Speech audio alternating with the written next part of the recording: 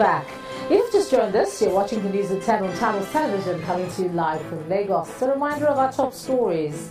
Indigents of Kogi West seek recall of Senator Dino Malaye from the National Assembly, even as the senator describes the exercise as a comedy of errors. Acting President Yemi Osinbajo charges state governors to resist the temptation of playing politics with the nation's security and unity. Former Aviation Minister Femi Fani-Kayode seeks to transfer his money laundering trial from a federal high court in Lagos to Abuja. And the United Nations declares that South Sudan is no longer in famine following an increase in aid to the war-ravaged country.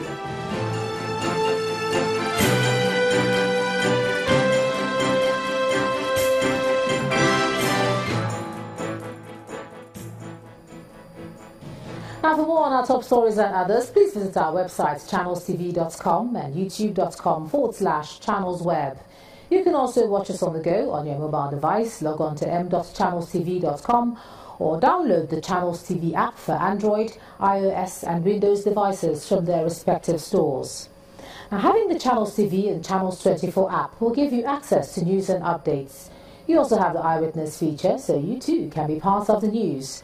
Just install the app, then tap and swipe to reveal the menu and follow the instructions to share those pictures, videos and news of happenings around you. Well, the rains are here and flooding seems to be a key feature of most of the pictures on our Eyewitness reporter. Let's begin with this one from Ajangbadi in Lagos State, showing students walking through a flood. And the next one is from Ibadan, the Oyo State capital, also showing a flooded street. The next image is from MCC Junction in Owerri, the Imo State capital, showing motorists pushing their cars out of floodwaters. Still on flooding is this image from Asaba in Delta State, showing a pool of water following heavy rain. Let's end with this one from Ijebu-Ode in Ogun State, showing a fallen mast allegedly belonging to a telecommunication company. According to our Eyewitness reporter, the company is yet to pay for the damage that it's caused. That's for your pictures, and do send us some more. 5 persons suspected to have been responsible for the kidnapping of 7 students and staff of the Nigeria Tulip International School in Isheru, Ogun State, have pleaded not guilty to the charges brought against them. The suspects were arraigned before a federal high court in Abuja, and the trial judge, Justice James Toho, ordered they be remanded in Kuje prison pending their trial, which has been fixed for September the 28th. But the prosecutor says they are ready to prove the charges against the accused. The charges against them is hostage taking, which is an offense under the Terrorism Act. And if found guilty at the end of the trial, they are liable to life imprisonment. The punishment is life imprisonment. It is their constitutional right to defend themselves in person or by a legal practitioner. So if they choose to defend themselves, fine. The Constitution provides for that. But if they choose to be defended by a legal practitioner, the provision, I'm sure, even the legal aid is there to also assist them. I'm sure they will be represented before the next, or by the next trial, by the next proceeding. They are likely to have their legal representative. The UNHCR has warned that large numbers of Nigerian refugees who are being hosted in Cameroon are returning to northeast Nigeria. Well, this was made known in a statement by the UN High Commissioner for Refugees, Filippo Grandi, who pointed out that the UN Refugee Agency had warned about the situation in the Nigerian border town of Banki, where thousands were returning.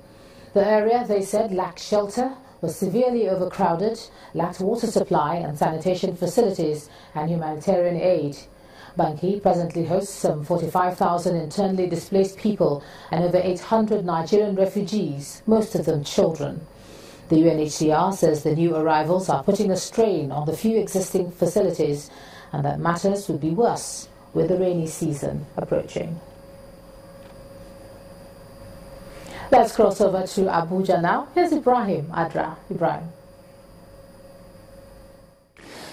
Hello, Ijoma. Now it appears the red flag has been raised on the education sector as ministers conclude plans to embark on a ministerial retreat to address the challenges in that sector.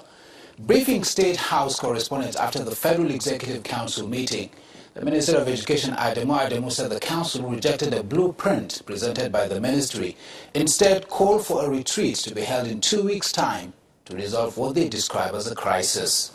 The Minister of Education, Ademo, also cleared the air on the controversy surrounding the alleged removal of Christian Religious Studies (CRS) as a subject in the secondary school curriculum, noting that peddlers of such news are only trying to create tension in the country and as such should desist forthwith. Initially, we had prepared a blueprint, but FEC thought the issue is beyond that, because there are crises in all the areas of education, in out-of-school children, in technical vocational education and training, in ICT, in all areas you can think of. So the ministers are going to start talking among themselves to come out with solutions.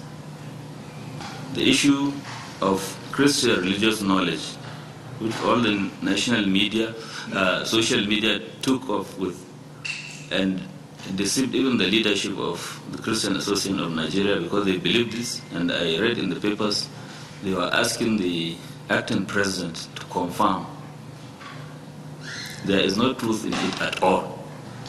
So it was just the work of somebody's imagination, probably somebody who wishes to raise the tension in the country.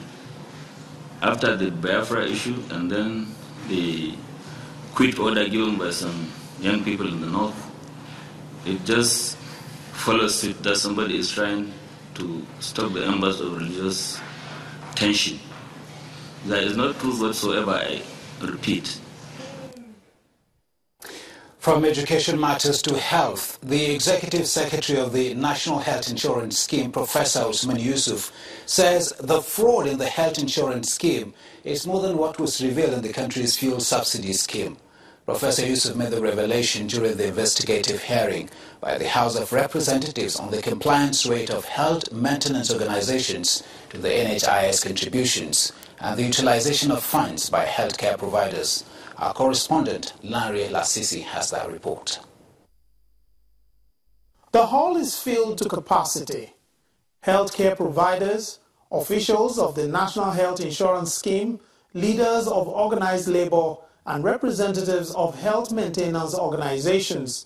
The Health and Investigative hearing organized by the House Committee on Healthcare Services into the compliance rate of health maintenance organizations to the health insurance scheme contributions, the utilization of funds by healthcare providers, and the inhumane treatment of enrollees. The chairman of the committee gives a background. The National Health Insurance went into operation in 2005. And 12 years later, it is yet to cover more than 3% of the population based on available information from the Federal Ministry of Health and National Bureau of Statistics. There is sufficient evidence, therefore, to indicate that the scheme is on the threshold of failure, as it is only serving the interests of others. The Executive Secretary of the Health Insurance Scheme, visibly upset, says health maintenance organizations are largely to blame. Healthcare financing in Nigeria that I met is nothing but a huge fraud. It is nothing but subsidy to HMOs. Worse than fuel subsidy. Why is it worse? Fuel subsidy, they cash their checks and leave town. HMOs cash their checks on people suffer and die. How many Nigerians have they covered? What they have done over the years, ladies and gentlemen, is increase the number of NHIS enrollees. They say they have. Excuse me using this word in this house, pardon. They have been pardoned with complicity of NHIS. I come from the land of HMOs, the United States of America, that's why you guys went and copied this. But you went and copied and pasted. If you do not know how to paste, do not copy. I am the first executive secretary to go around this country and say, we as the regulators, we've been sleeping on duty for the last 12 years.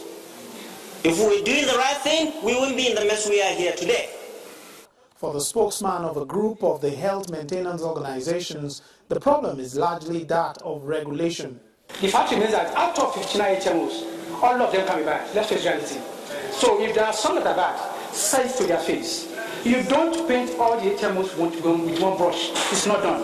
If there's any reason why we've taken him to court, is the fact that we have seen boldly and clearly the ES, sincerely speaking, is that he doesn't listen to people or he doesn't take advice. He doesn't know the scheme. I see this properly. Other agencies and groups also put forward their positions. I hope you begin to look at whether it is mandatory that HMO should exist or not, considering that there are some countries,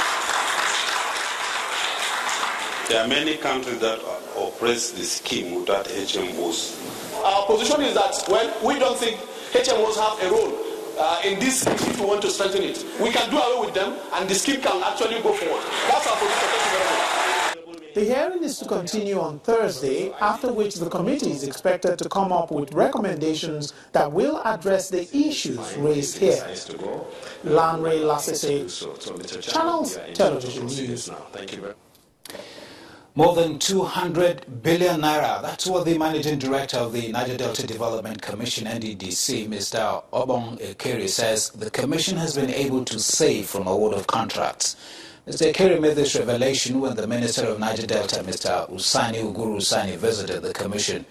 He also promised to partner the Ministry of Niger Delta in the completion of the East-West Road. I've been waiting for you. It is the first visit of the Minister of Niger Delta, Mr. Uguru Usani, to the Niger Delta Development Commission. The Managing Director of the Commission, Nsima Ekere, takes time to explain to him what the NDDC is doing, including saving the country over 200 billion naira from awarded contracts.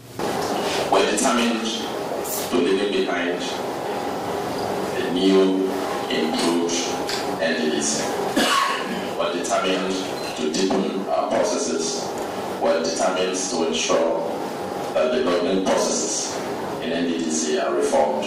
That from what we have already done, looking at some of the contracts that NDDC awarded before we came on board, we are in the process of saving the commission and the country over 200 billion.